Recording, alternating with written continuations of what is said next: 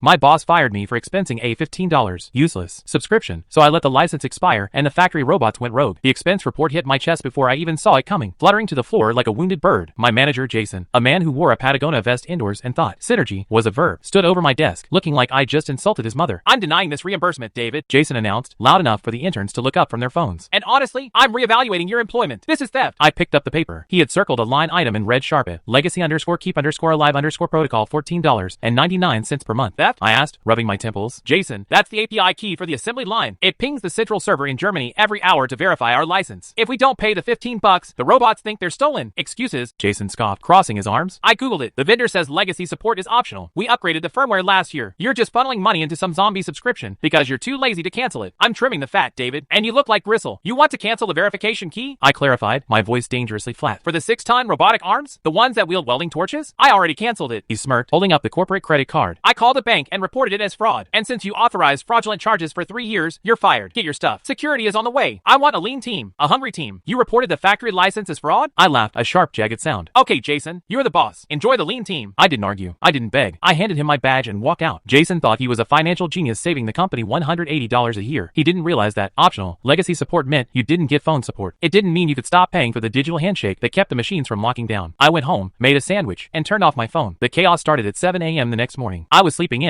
enjoying the silence of unemployment, when my landline rang. Nobody calls the landline. I picked it up. "David, it's Henderson." The CEO's voice crackled, sounding like he was currently running a marathon. "Where are you? The line is down." "I don't work there anymore, Mr. Henderson," I said, yawning. "Jason fired me yesterday for embezzlement. Apparently, I stole $15. Jason is a moron." Henderson screamed. "The robots stopped welding. They reverted to demo mode. Do you know what demo mode is?" "I do," I said, suppressing a smile. "It's the interpretive dance setting for trade shows. They are waving the welding torches around like glow sticks." Henderson shrieked. "They welded the conveyor belt to the floor. We're losing $10,000 an hour. Fix it." "I can't," I said. Jason canceled the card. He reported the vendor as fraud. That triggers a permanent ban on the account. You can't just pay it. You have to appeal to the German legal team to prove you aren't software pirates. That's when the real bombshell dropped. "How long does that take?" Henderson whispered. "About 6 weeks, I estimated. Unless what? Unless you have a verified admin with a personal developer key who can override the lockout manually." I said. "I have a personal key, but it's on my laptop. And since I'm unemployed, my consulting rate is pretty high." "Name it," Henderson begged. $50,000, I said. "And Jason's office. I've always liked the view." "Done," Henderson said. "Come in the back way. The robots are currently trying to weld the break room door shut." I arrived an hour later. Jason was hiding under his desk while a robotic arm performed a synchronized wave with a blowtorch outside his glass wall. He looked at me, pale and shaking. "You did this," Jason squeaked. "No, Jason," I smiled, plugging in my laptop. "You saved $15. This is what value looks like." I entered the code. The robot stopped dancing and went back to work. Henderson fired Jason on the spot and threw his Patagonia vest into the trash compactor. I'm currently writing this from my new office. It has a great view of the assembly line. Am I the villain for letting the factory turn into a rave, or did Jason burn his own career to save the price of a sandwich?